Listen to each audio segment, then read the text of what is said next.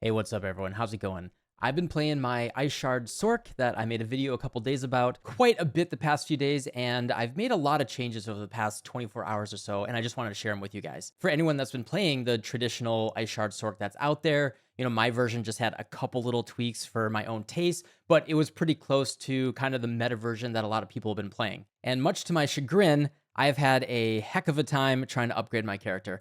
I've been really stuck on kind of pretty mediocre gear. I've only found a couple changes. I did get lucky finding a Crimson in the Raiment and a better Ice Heart Brace. But besides that, I've been like really just relying on mechanics, playing around my cooldowns and all that to get the most bang for my buck on my character. It's been pretty frustrating since I've been pushing harder and harder content and without getting any gear upgrades. And especially this build really does rely on very specific gear upgrades to really be effective as you get into this harder content. Spent a lot of time kind of brainstorming with a couple friends and playing around with stuff this morning, and I got something that I'm really happy to share with you guys. What this is me running a tier 43 solo Nightmare Dungeon Deathless. This is pretty close to the variation that I'm running right now. I made like one or two more tweaks after that, but the basic idea is that we are no longer relying on teleporting in, using our Crimson Raiment and, pulling everything in, stunning it, and just doing one big shatter. What I've been struggling at is really trying to find good cooldown recovery rate and a lot of mana reduction and all that. But the big thing is the traditional way to play around it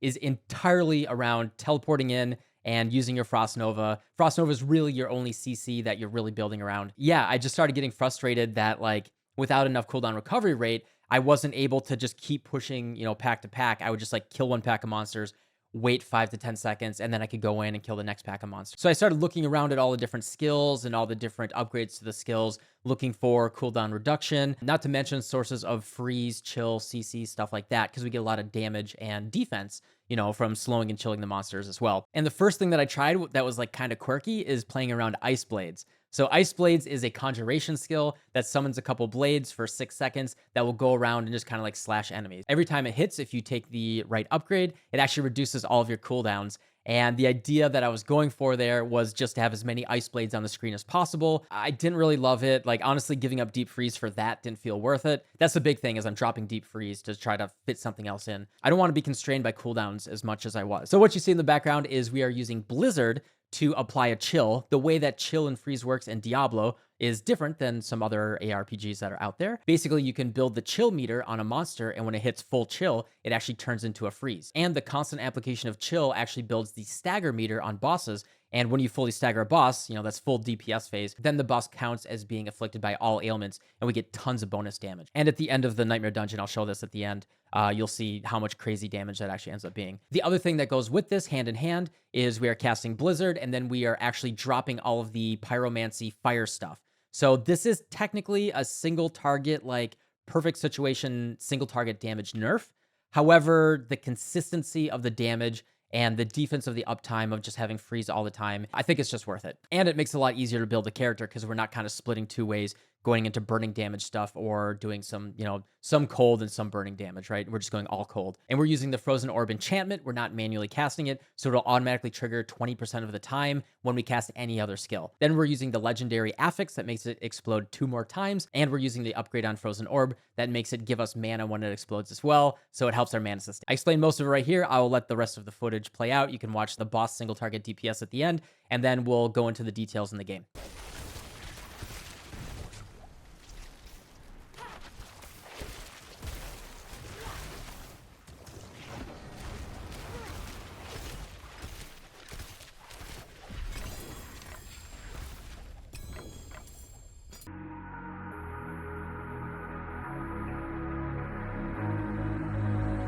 All right, so what are we doing here that is different and how does it work? So the cool thing is previously we were using Raiment of the Infinite. I was calling it Crimson Raiment. Raiment of the Infinite, which when you teleport in, it'll pull in the monsters, it'll stun them. And then the whole idea is then we would use Frost Nova, freeze them, and shatter them with the automatic enchantment from the Ice Shards. So the way that Ice Shards works is if an enemy is frozen with the enchantment, it'll automatically constantly spawn Ice Shards at them. And this is actually where a significant percentage of our damage comes from. So if I freeze them, you'll watch my Ice Shards fly out and kind of hit the frozen enemies. And that's the general idea, right? If we freeze enemies, Ice Shards is automatically casting. You know, we don't really have to worry about mana costs or anything. As long as we are freezing the enemies, the Ice Shards will fly out, shatter them, and blow up everything. And I'm not pressing anything else, just Frost Nova, and then the Ice Shards auto trigger. The difference here that we're doing, we're actually playing more as a ranged class. Instead of like melee in, freeze them, and just hope they all shatter. And then that's entirely based around your cooldowns, right? The main problem is entirely being based around your cooldowns, especially if you don't get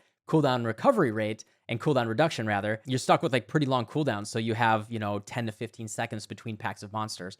And if you don't get that reduction, it actually just feels really bad. The difference here is we're now using Blizzard, which applies 18% chill every single time that it ticks. And then we also are using the Frozen Orb enchantment, which will throw Frozen Orb 1 out of 5 times every time we cast anything. It actually automatically targets the monsters as well. So you don't have to, it doesn't even matter if you're like aiming away from the monsters.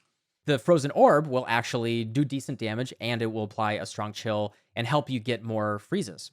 The traditional Ice Shards build right now actually tries to get out of Lucky Hit because that version of the build is only using Lucky Hit for mana. We're actually using Lucky Hit for something else here. And this is actually the main thing that we're building around right now. And that is the points right here, Snap Freeze.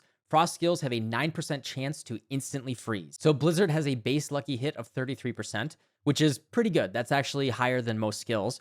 And then what we want to do is we want to scale our Lucky Hit as much as possible. You can see what I have done is I drank an Elixir of Combatant Fortune. This gives me plus 30% to my Lucky Hit bonus.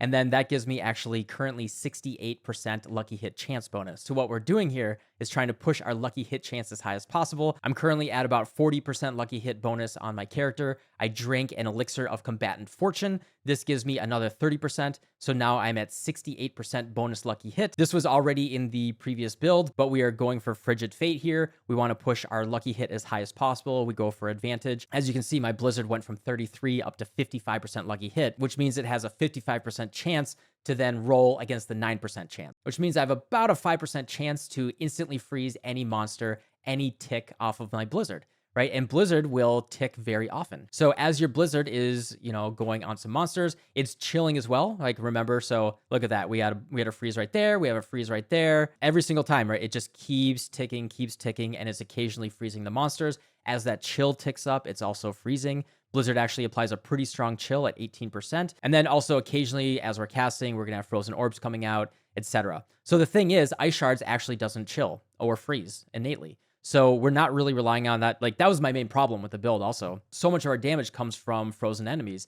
And we didn't have really a good source of freezing besides only Frost Nova. And I found that very frustrating. So this version of it is we are just using Blizzard and having it automatically cast our Frost Novas. And then we're going to consistently be freezing monsters like all the time. The aspects that we want to go for here to like really make this pop is of Frozen Orbit, which makes Frozen Orbs stay in place and blow up 2 additional times. So we get 2 more procs of that 35% chill explosion. And then this one on Lucky Hit, 50% of the time when we hit a crowd controlled enemy, that crowd control effect will spread to a enemy that is near it. Now, I don't know how that works with, chill effect. This guy has a 50% chill. This guy has a 30% chill.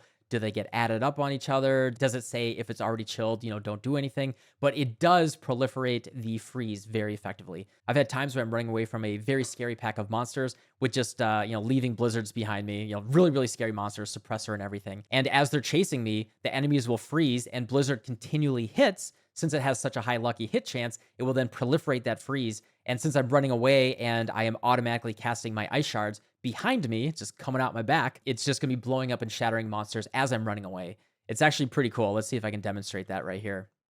So, pretend these are really, really scary monsters. And then they freeze and I just run away. And it proliferates the freeze and they explode behind me. So even if you're doing a very challenging nightmare dungeon, you can kind of just run away. We're not based around cooldowns or anything. Our mana is very consistently sustained because we're still using Avalanche, which then makes their next cast of Blizzard totally free. So Blizzard actually ends up not costing much mana at all. We don't even really have to cast Ice Shards that much anymore. You can pretty much just cast Blizzard and use that with its freeze and freeze proliferation to clear almost everything. And Ice Shards is actually just like the single target damage that's automatically proccing as soon as the monsters freeze.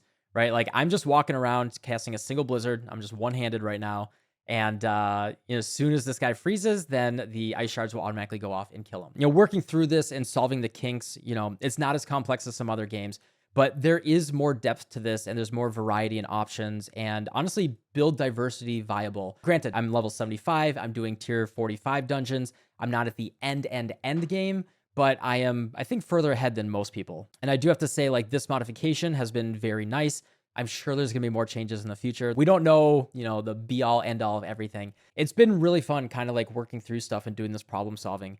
And yeah, this is my favorite part about ARPGs and, just build making in general. So yeah, that's the general idea. I'm not going to go into a full build guide. This is just a little update. Hopefully this helped out some folks that are playing Ice Shards, or if you're playing any ice-based sorcerer right now. I really didn't like being limited by the cool, like I'm still on an absolute trash amulet. Like I've really struggled to find cooldown reduction on any gear that, gets to a level that makes it playable, doing the regular build. And I do have to say, like, this build feels really good right now. I'm level 75. I feel like this build is pretty strong right now. I'm doing tier 40 to 45 nightmare dungeons, deathless, solo, very successfully. And I'm having a great time. I feel really, really strong. And I'm excited to get to the real end game. And, I've heard rumors that it gets really hard up there. But yeah, thanks for watching. I'm going to go get ready for the stream. We're going to keep playing this build, keep pushing a little bit further. Hopefully I can get to level 80 and open those grand caches that I have. So yeah, please join me at twitch.tv/subtractem. I'm probably streaming right now.